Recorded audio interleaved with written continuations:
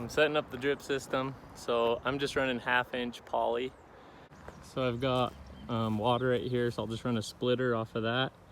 And then right here's the garden, so I was gonna put my valve right here at the top and then connect all these going down, and then I have them 41 feet long. And then, so I only did one, I'm doing tomatoes on this row, so I only did one line, and then I'll put emitters and I'll put them right where the plants are going. That way they're all spaced evenly.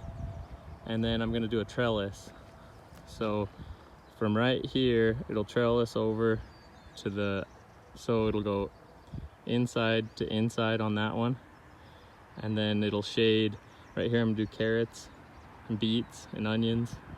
Just kind of a little bit of mix of the shade crops, and then have a trellis for all the tomatoes. So tomatoes over to tomatoes.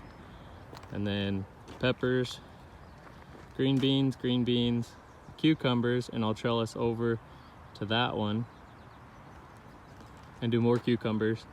And then underneath I'll do lettuces. I was gonna do some lettuce underneath the trellis of the cucumbers. And then I'm not sure what I'm doing there yet, but we'll do something. So I'm gonna do this no-till right here. It's got cardboard under it, keep the weeds down. And then up above, I'm gonna do some drip hose without, and I'll just do bigger crops that I can use a scuffle hoe and weed just right by the plant till the plant gets bigger. So I'll do some sunflowers up there, some corn out there, and then I was thinking right here I'll do some melons and more tomatoes without it, and I can kind of do a comparison of no-till versus having to weed, cultivate and stuff. So I don't know, this is all left over, so I was just gonna mix that in on top of whatever I plant. That way I have some, not the wood chips, but the compost, so it has a little bit of new food for the soil. But that's what I'm doing today, and I'll show you once I place the emitters. I got the lines all in, hooked in there, and the valve. And I'm gonna run a couple valves because I'm gonna do a few systems like I told you earlier. Now I'm gonna go and poke holes with this tool and put my emitters in the top, and I'll show you that. So I'm gonna start the first one at 1 foot. So you just take this tool here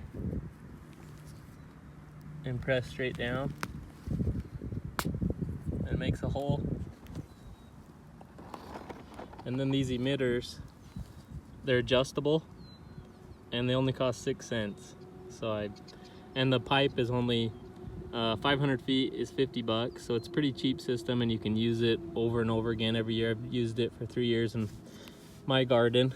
So you take that, kind of have to have your hand on the back side so it doesn't just kind of fold, but it pushes down in there and then stays in there. And then lefty loosey left, if you turn it left, more flow, and right will be less flow.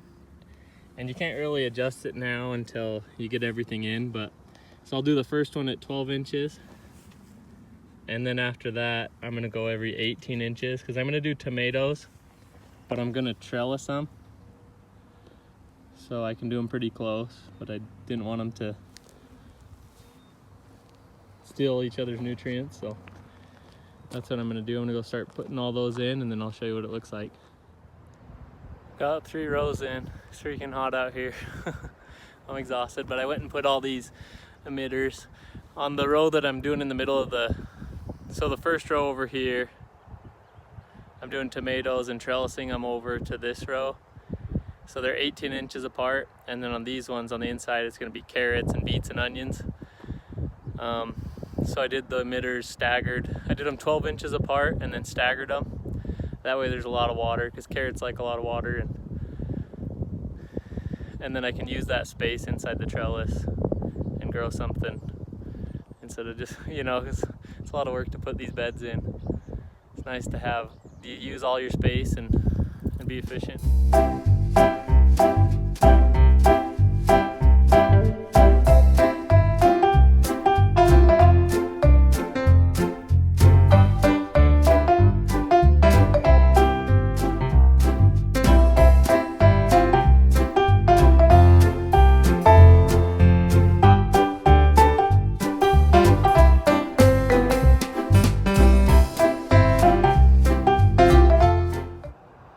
nice thing about putting all these emitters in is it's reusable for quite a few years, and I don't have to do it again. So next year I can just roll it out. Probably switch up which rows are growing which produce, but I can go and disconnect at those tees really easy and just move and roll up the whole 40-foot row and then put it away, and then I can go and roll it out and probably switch up which plants are going where and all that. But it'll be nice for next year, but this year's a lot of work to put in. I got all the emitters in now, except the last row because I don't know what I'm planting, so I was gonna wait and put those in later. Some of these are gonna pop out, and some of them aren't gonna emit any water, so because I gotta go adjust them all. But I'm gonna turn it on. I don't have any batteries in my valve there. Forgot to grab those, so it's just manual. But I'll turn it on and see if we have any blowouts or anything. So we'll do a rundown of the system real quick. So I just have a hose. I have this here, a 4-way valve to go and run one here. I did that so I can disconnect that and just set it over there and cultivate here if I have to. And then I have another 4-way over here so I can run a couple more valves because I want to do some more systems. And this valve is just battery operated, and they're very easy to set. They're like 20 bucks.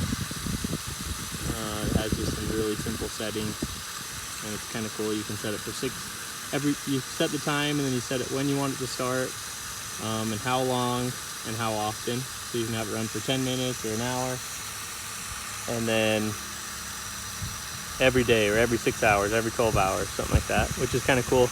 Then I have, this thing's 25 PSI reducer, and then I just have a 3/4 to the 1/2-inch connection right there, and then just 1/2-inch poly, some T's that just press on. And this one's leaking a little bit, but once I go and adjust all the emitters, you can see they're starting to leak a little bit, drip. You got to go adjust them all, and it takes a few times because you've got to adjust. If you adjust some that are spraying out a ton over there, then it changes how much flows over here, you know. But once you get it dialed in, it's pretty cool all summer. So like this one, it's just dripping a little bit. This one's a little bit more, but you can go and turn it. It's hard to do with one hand. But you can turn it and make it flow out more, or you can turn it to the right and tighten it up and have less flow. But I'll have to go adjust each one.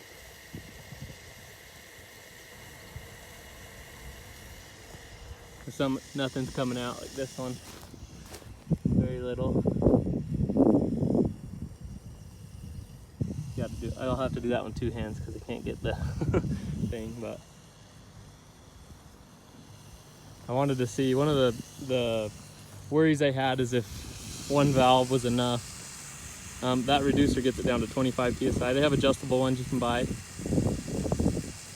But I had an adjustable one on my garden, and it seemed like it was below the how much you adjusted it for anyways. But it looks like the water's getting all the way to the end. There's some of them I need to go open up probably. And this is the last row I didn't do, but yeah, it's dripping down here. Oh, that one popped out.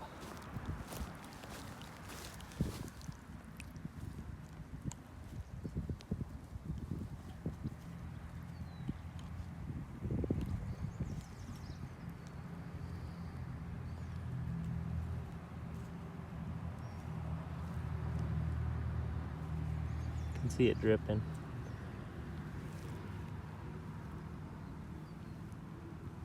It just drips a little bit unless you turn it, open it up a little more, then it'll drip some more.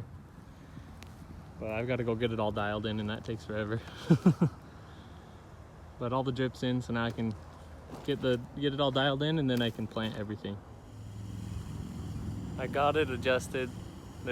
While I was adjusting it, some of them were leaking out a ton and some weren't, so it looks a little spotty right now, but I'm gonna let the water run for a while so that it can soak down in before I plant tomorrow. And then Yeah. Hopefully it works out good. It's May 16th and there's still snow on the mountains over here, here in Utah. We've got a lot of moisture this year.